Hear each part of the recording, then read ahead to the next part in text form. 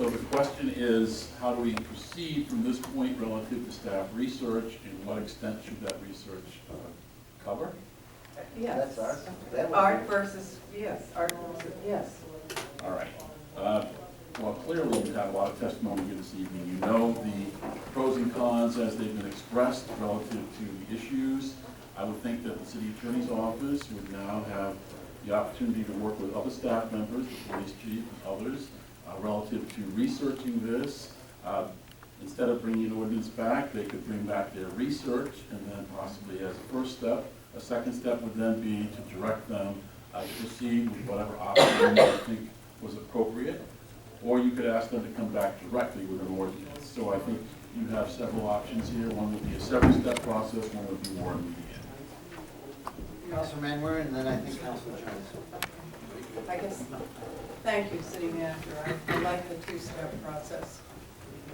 Well, I'll weigh in my 2 cents, because I guess I should.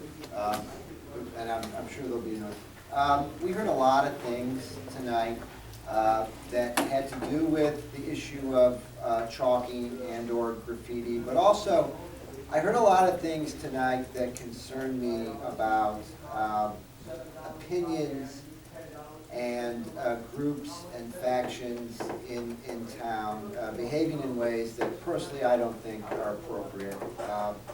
People are getting hurt physically, seriously. People are being offended and insulted in many ways by language and behavior. We've heard reports of people being followed.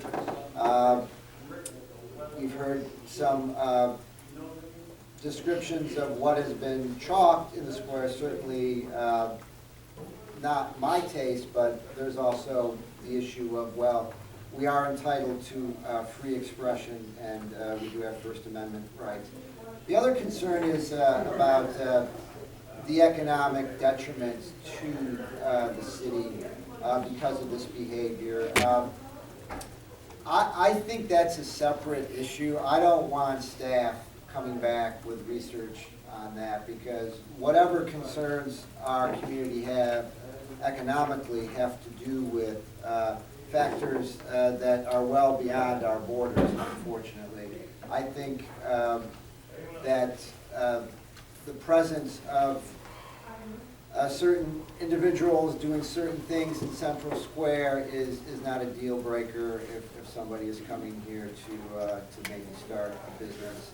If that's all they see, sure, but there's a lot more to Keene than Central Square, and there is a lot about Keene that is Central Square.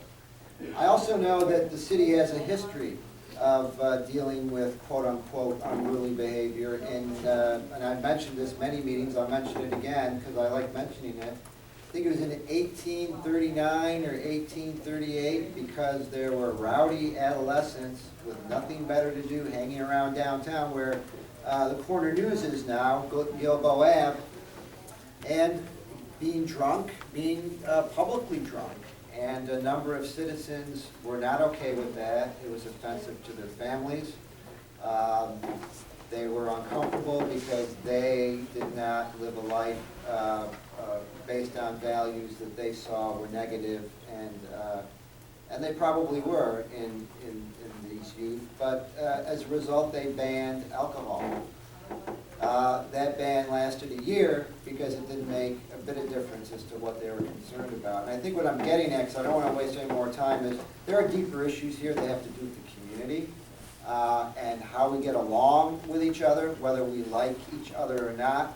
What troubles me as a citizen of this city, as a member of the city council, but also somebody who watches the news, not much, because it's all the same, is that there's just too much polarity, too many factions who want to have their point of view only expressed and tolerated and not others. That's what's going to destroy any society or any community. And I hope as we go forward, whatever this committee decides, whatever this council decides, we weigh in on preserving a balance and not creating an issue that will only cause more heartache, more problems, more involvement with our city legal resources. resources in dealing with something that really has to do, I think, ultimately with personal responsibility. So with my grandstanding done, that's part of the perks of being chair, I'm ready to hear what's next from any committee members, if you want to make a motion or.